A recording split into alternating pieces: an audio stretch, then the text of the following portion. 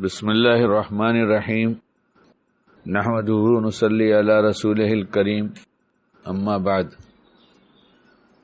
اللہ تعالی ہمیں کام کی بات کہنے کی اور عمل کی، اور آپ حضرات کو سننے کی اور عمل کی توفیق عطا فرمائے۔ ہمیں کوئی چیز چاہیے اور صبح سے لے کے شام تک کچھ نہ کچھ ضرور چاہیے۔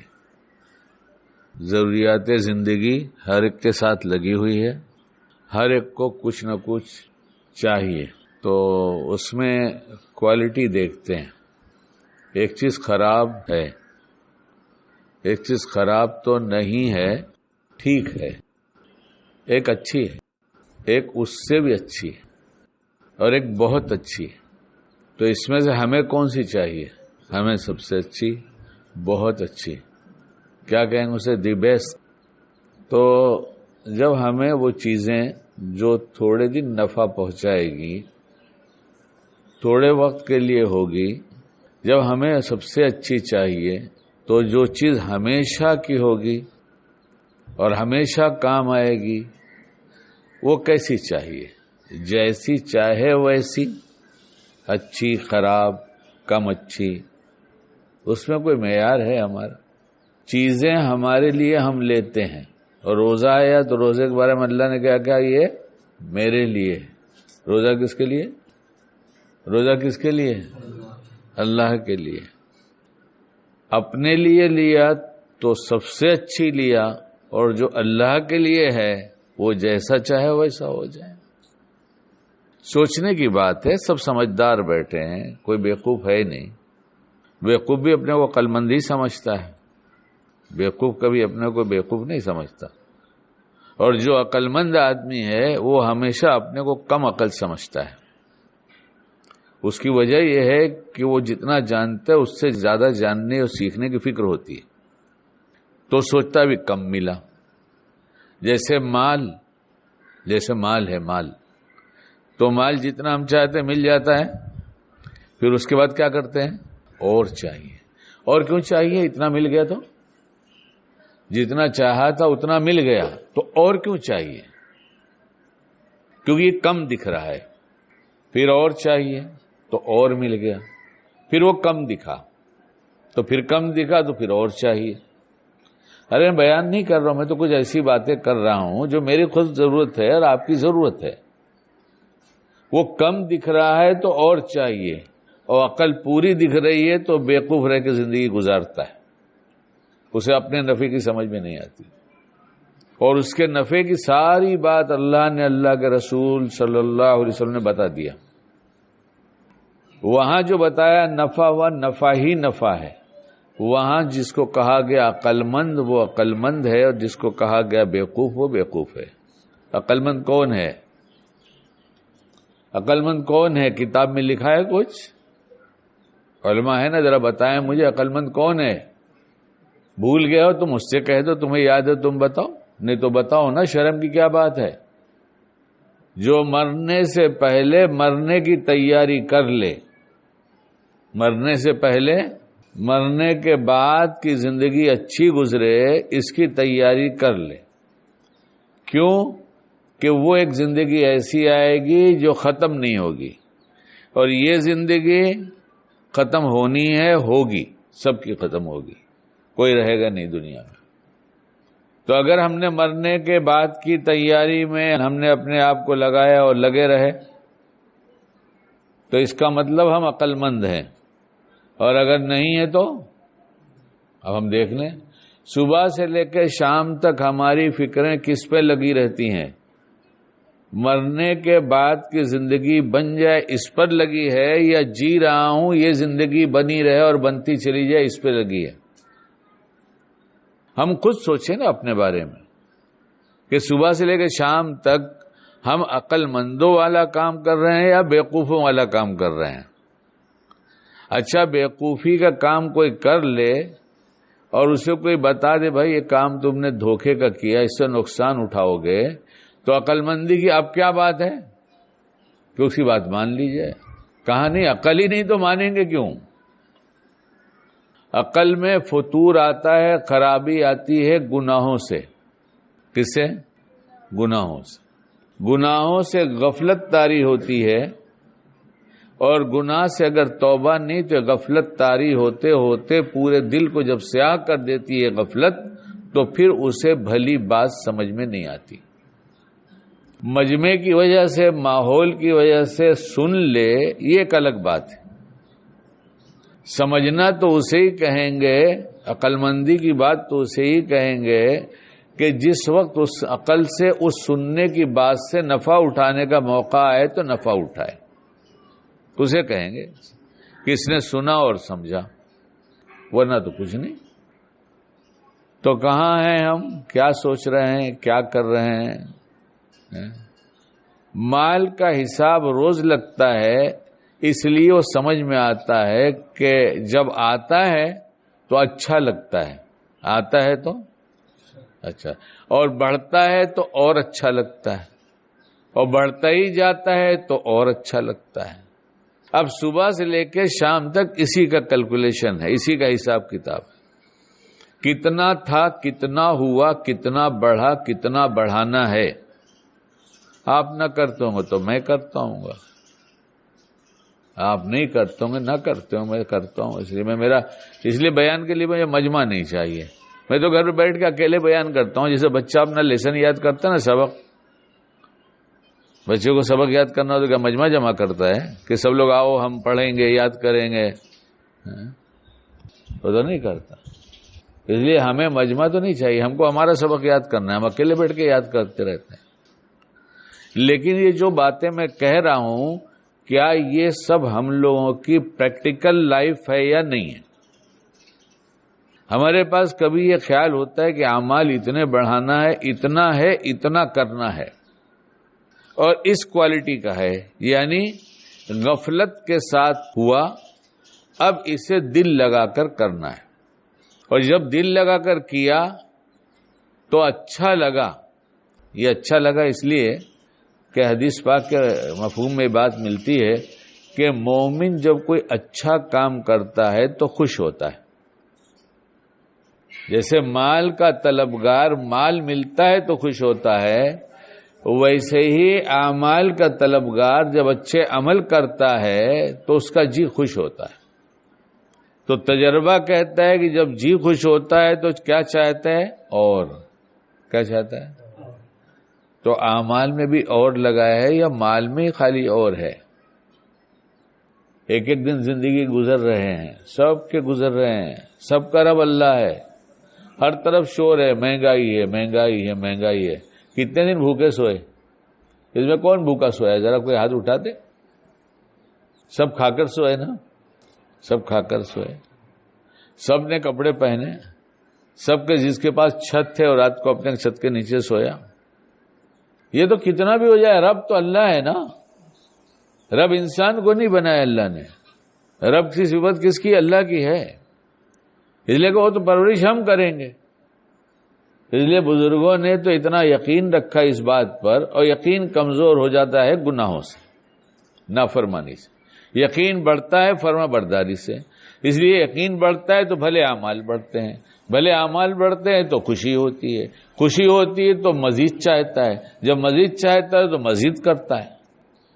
تو بزرگوں کو تو اتنا یقین ہے کہ فرماتے ہیں، کتاب میں اٹھا کے دیکھ لیں، اسی عبارت کا مفہوم ہماری زبان میں ہم کہہ رہے ہیں کہ زمین لوہے کی ہو جائے اور آسمان تانبے کا ہو جائے تو اناج اگنے کے لیے مٹی کی ضرورت پڑتی ہے، لوہے کی ضرورت نہیں پڑتی۔ لوہے پہ اناج نہیں اگایا جاتا، کہاں اگایا جاتا ہے؟ مٹی پر۔ کیا فرما رہے ہیں؟ زمین پوری کی پوری لوہے کی ہو جائے، یعنی پیداوار بالکل ہی ختم ہو جائے گی، اور آسمان تانبے کا ہو جائے تو بھی میں میرے رب سے امید رکھتا ہوں کہ میں یہ پڑھتا ہوں تو میری پرورش اللہ کر دے گا، کافی ہے۔ تو ہمارا پڑھنا نہیں بڑھتا، ہمارا یہ موبائل پہ سننا بڑھتا جا رہا ہے، پڑھنا نہیں بڑھ رہا ہے۔ وہ جو پڑھنے کا وقت ملتا وہ سننے میں لگا دیا۔ جب مال صحیح جگہ نہیں لگے گا، غلط جگہ لگے گا تو نقصان ہوگا۔ ایسے ہی سر سے پاؤں تک جو اللہ نے جسم دیا اور وقت دیا، اس کو کہاں کتنا استعمال کیا جائے، اگر یہ شریعت کے تابع ہو جائے اور صحیح سوچ کے مطابق ہو جائے تو پھر اس کا نفع نظر آئے گا، اور نفع یہاں تک نظر آئے گا کہ دعائیں پڑھ کر مطمئن رہے گا، کیا ہوگا سے نہیں گھبرائے گا۔ مومن کے لیے کیا ہوگا گھبرانے کی چیز ضرور ہے، لیکن کب گناہ ہو گیا تو کیا ہوگا، ارے کیا ہوگا، گناہ ہو جائے گا تو کیا ہوگا، میرا اللہ ناراض ہو جائے گا، میرا اللہ ناراض ہوئے گا تو میرا کیا ہوگا۔ سوچنے کی جگہ ضرور ہے کیا ہوگا، مرنے کے بعد میرا کیا ہوگا، مرنے کے بعد میرا کیا ہوگا۔ ایک صاحب کا انتقال ہو رہا تھا، ایسا لگ رہا تھا اب یہ مر جائیں گے، تو مرنے والے کے قریب تو لوگ ہو ہی جاتے ہیں، دور والے بھی قریب آ جاتے ہیں۔ تو انہوں نے کہا کہ مجھے بہت غم ہے، مجھے بہت فکر ہو رہا ہے۔ تو پوچھنے والوں میں سے کسی نے پوچھا کہ کس بات کا؟ کہا میرے مرنے کے بعد میرے بچوں کا کیا ہوگا، میرے مرنے کے بعد، کیونکہ ہر باپ اس کی فکر میں لگا ہے۔ بری فکر نہیں ہے، بری فکر نہیں ہے کہ میں میرے بچوں کے لیے اتنا بنا دوں۔ کتنا بنا دو گے؟ جتنا بناؤ گے اتنے نصیب کا جتنا ہوگا اتنا ہی بناؤ گے، اس سے زیادہ بنا نہیں سکتے، اس سے زیادہ بنا ہی نہیں سکتے، تو نصیب میں جب اللہ نے نہیں لکھا تو نہیں بنا سکتے۔ تو مجھے میرے مرنے کے بعد میرے بچوں کا کیا ہوگا اس کی فکر لگی ہے۔ سن رہے ہیں آپ حضرات، متوجہ ہیں؟ کیا کہا؟ پھر سے دوہرائیں، میرے مرنے کے بعد میرے بچوں کا کیا ہوگا؟ تو سننے والے نے کہا اس کی فکر کرو کہ بچوں کے مرنے کے بعد بچوں کا کیا ہوگا، بچوں کے مرنے کے بعد بچوں کا کیا ہوگا، یہ فکر کی بات ہے۔ یہ فکر کی بات نہیں ہے کہ میں مر جاؤں گا تو میرے بچوں کا کیا ہوگا۔ بمبئی رہتے ہوئے آدھی صدی گزر گئی، نہ جانے کتنے فقیر کی اولاد کو مالدار بنتے دیکھا، نہ جانے کتنے مالدار کو فقیر بنتے دیکھا ہے۔ اس لیے جب اعمال کی فکر خود کی ذات کے لیے آئے گی اور اعمال پر خوشی ہونے لگے گی، تو جیسے مال ملا تو خوش ہوا کہ یہ بچے کو کیوں نہیں ملا، اس کو بھی اتنا دینا ہے، تو پھر اعمال پہ سوچے گا کہ مجھے تو اتنی توفیق ہو گئی، میرے بچوں کو ہو رہی ہے کہ نہیں ہو رہی ہے، میرے بچوں کو بیٹھ کے کیسے سمجھایا جائے۔ اس وقت کی بہت اہم بات ہے، ہم بھی سمجھ لیں اور آپ حضرات بھی سمجھ لیں۔ اس وقت اکثر گھرانے جو دیندار کہے جاتے ہیں، ان کے بچے، ان کے گھر کے لوگ صرف ماحول کی وجہ سے دین پہ چل رہے ہیں، وہ فکروں سے دیندار نہیں ہیں، اور بغیر فکر کا دیندار ہوا میں کس وقت باطل کا شکار ہو جائے گا پتہ نہیں۔ اس لیے ان کو دین سکھایا جائے، دین کی اہمیت بتایا جائے، اور جب خود کے بارے میں فکر نہیں ہوگی تو پھر بچوں کو کیا سکھائیں گے۔ کچھ فکر ہو گئی تو کہیں مسجد میں چلے گئے، کہیں مجلس میں چلے گئے، کہیں اور دینی کام میں جڑ گئے، اور اس فکر کے ساتھ تھوڑا بہت ملا، لیکن لیا کتنا؟ بیان کرنے والے نے جتنی بات کہا سب ٹھیک ہے، تعلیم میں جتنی بات پڑھی گئی سب ٹھیک ہے، لیں گے کتنا؟ میرے یہاں جتنا چلتا ہے اتنا ہمیں لے کر جانا ہے، بس اس کے علاوہ کی بات تو ہم سے مت کرو۔ وہ دیندار لوگوں کا کام ہے، وہ دیندار۔ اچھا مطلب تم دیندار نہیں ہو؟ نہیں، اپن کہے کہ دیندار، تو دین کے بغیر مرو گے تو اللہ جہنم میں ڈال دے گا تو کیا ہوگا؟ دین تمہاری ضرورت کی چیز ہے، دین سب سے زیادہ ضرورت کی چیز ہے، دین سے بڑھ کر کوئی ضرورت کی چیز ہے؟ جب تمہاری ہر چیز اچھی ہو اور اچھی سے اچھی ہو، سب سے اچھی ہو، تو جو روزہ، جو نماز، جو دینی عمل دنیا بھی بنا دیں، مرنے کے بعد کی زندگی بھی ہمیشہ کی بنا دیں، اس میں سے چن کر کہتے ہیں ہماری برادری میں اتنا ہی چلتا ہے، ہمارے یہاں اتنا ہی چلتا ہے۔ اتنی تو گنجائش ہے نا شکیل بھائی، ابھی اتنا تو سب کرتے تو اپنے کو کرنا ہوئے گا نا بھائی، سب کرتے تو کرنا ہوئے گا، یعنی سب اللہ کا قانون توڑے تو ہمیں کرنا ہوگا۔ اچھا اتنی کی گنجائش ہے تو شریعت نے جو فرض بتایا ہے، کتنا کھانا فرض بتایا ہے؟ ارے بھی علماء ذرا آگے بیٹھا کریں تاکہ بعد میں فتویٰ نہ دیں، یہیں دیں جو دینا ہے سامنے۔ کتنا کھانا فرض ہے؟ کھانا کتنا فرض ہے جس سے جان بچی رہے؟ اتنا کھانا فرض اگر جتنا ہے کس سے جان بچی رہے، اتنا حلال نہ ملے تو پھر حرام کھانا جائز ہو جاتا ہے؟ دم نکل جائے گا تو جائز ہوتا ہے. جی ہوتا ہے. تو کھانا کتنا ضروری ہوا؟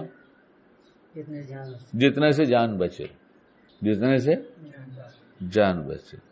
ہم کتنا کھاتے ہیں؟ جان نکلنے تک کھاتے ہیں، جان نکلنے تک کھاتے ہیں. ایک صاحب نے بہت کھایا، بہت کھا لیا تو بڑے پریشان ہوئے، تو حکیم صاحب کے پاس گئے کہ حکیم صاحب میں دعوت تھی، ولیمہ بہت زوردار ہونا چاہیے. ہاں ولیمہ بہت زوردار ہونا چاہیے.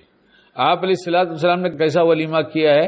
نہیں وہ میرے یہاں نہیں چلتا. آپ اپنے مالدار آدمی ہیں، دوسری بات اپنے لوگوں کا کھایا ہے نا، کھلانا تو پڑے گا نا. یہ سب تیرے نفس کے ڈھکوسلے. ارے جس کا کھایا ہے سب کا نام تیرے پاس دکھا ہے، سب کا لفافہ بنا، سب کا لفافہ بنا. اس کا 2000 کھایا تھا، اس کا 1000 کھایا، اس کا 5000 کھایا. بھیا ولیمہ نہیں کر رہا ہوں، ولیمہ کر رہا ہوں، ضروری کر لو.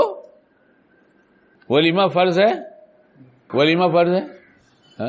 ولیمہ تو کر کے رہیں گے، کریں گے.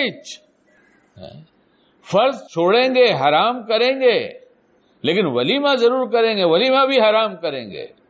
ضرورت سے زیادہ لائٹ جلانا کیا ہے؟ اسراف ہے. بتائیں علماء بتائیں، میں نہیں بولتا. اسراف ہے، اسراف حرام ہے. بلا اشد ضرورت کے عورتوں کا اپنے گھر سے نکلنا منع ہے شریعت میں، اشد ضرورت کے، کہ ڈاکٹر کے پاس جانا ہی پڑے گا اس کو. ہم سب کے تو گئے نا، سب کا کھایا ہے نا، تو سب کو لفافہ پہنچا دو کہ بھائی میں ولیمہ کروں گا. مسجد میں ہمارے 2-4 ساتھی رہیں گے، اور وہ خادم 3 ہماری مسجد میں ماشاءاللہ بڑی ہے صفہ، 3-4 خادم ہیں، اور کئی ایک عالم وہاں پڑھاتے ہیں، وہ رہیں گے، امام صاحب رہیں گے، اور یہ بچہ آیا ہے دور ہے یہ بھی کھا لے گا، اور یہ ہمارے سمدھی آئے یہ بھی کھا لیں گے. گھر سے وہاں سے تو کوئی آیا ہی نہیں ہے، وہ 2 آئے تھے، دونوں کھا لیں گے. نہیں، ولیمہ تو فرض ہے. کیا ہے؟ ولیمہ فرض ہے. جو چیز جتنی کرنے کی تھی اپنی مرضی سے گھٹا دیا، بڑھا دیا. اسی لیے اللہ نے ہم کو گھٹا دیا. ہم بڑھنے کی کوشش کریں، بڑھ نہیں سکتے. آئیں گے شریعت پر کہ اللہ کتنا، کب، کیا، کیسے کہتا ہے کرنے کو، ویسے ہی کریں گے تو اللہ کہے گا ہم تم کو بڑھاتے چلے جائیں گے. اس لیے کہ تم نے وہ کیا جو ہم کو بہت اچھا لگتا ہے.